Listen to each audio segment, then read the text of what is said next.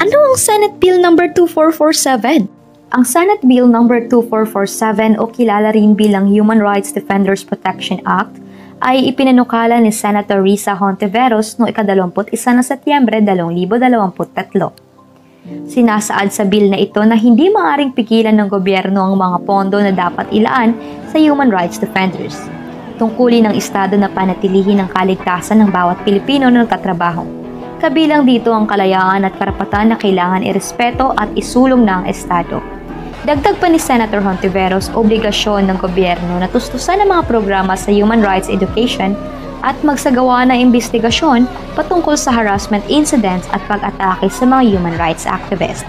Anya, mananatili pa rin sa bansa ang mga pang-aabuso sa karapatang pantao.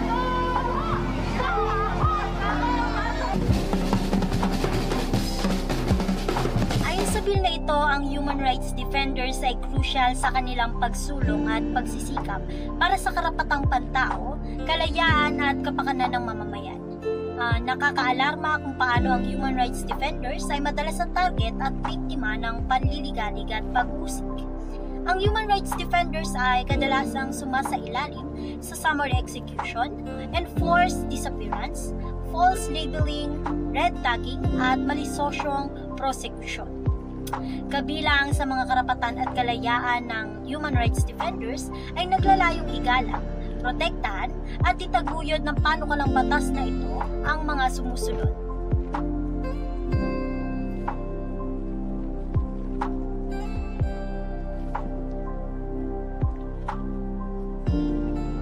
Una narito ay ang karapatang itaguyod at protektahan ng mga karapatang pantao at pangunahing kalayaan.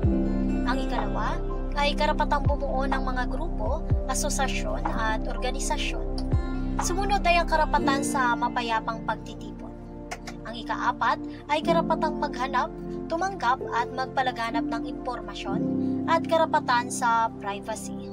Ang ikahuli ay ang karapatang bumuo at magtaguyod ng mga ideya tungkol sa karapatang pantao. Ang kaukulang mga tungkulin at obligasyon ng Estado at pampublikong otoridad na protektahan ng human rights defenders ay kinabibilangan ng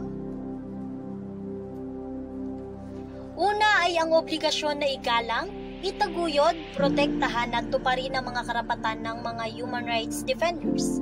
Ikalawa ay ang obligasyon na huwag lumahok sa paglabag sa mga karapatang pantao at mga pangunahing kalayaan. Ang ikatlo ay ang obligasyon na mapadali ang mga aktibidad at gawain ng mga human rights defenders. At ang ikahuli ay ang obligasyon na pigilan at tiyakin ang proteksyon mula sa pananakot o paghihiganti.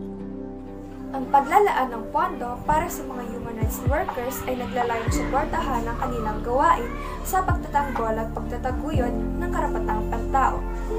Ito ay isang mahalagang bahagi ng lipunan upang mapanatili ang pagrespeto sa karapatang pantao at proteksyonan ang mga individual mula sa posibleng pang-abuso. Kapag kulang ang sapat na pondo para sa mga human rights defenders, ay maaaring magkaroon ng ilang seryosong kahinatnan. Una, kahinaan sa proteksyon. Ang kulang na pondo ay maaaring humantong sa kakulangan ng mga kinakailangang seguridad para sa mga human rights defenders. Magbubukas ito ng panganib para sa kanilang kaligtasan at maaaring magdulot ng takot o pang-alipin mula sa mga lumalabag sa karapatang pantao. Pangalawa ay ang limitadong serbisyo. Mababawasan ang kakayahan ng mga human rights defenders na magbigay ng sapat na serbisyo at suporta sa mga biktima ng pang-abuso. Noong October 2023 ay ibinalita na si Percival Mabasa o mas kilala bilang Percy Lapid na isang radio broadcaster ng DWBL 1242 ay binaril sa loob ng sasakyan.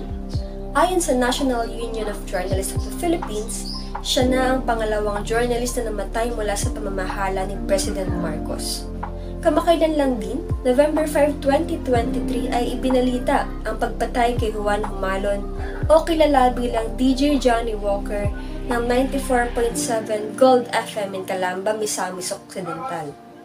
Siya ay pinatay sa loob ng kanyang bahay na nagsisilbing kanyang radyo estasyon. Sa kasalukuyan, ang Senate Bill No. 2447 o Human Rights Defenders Protection Act ay nakabinbin sa komite.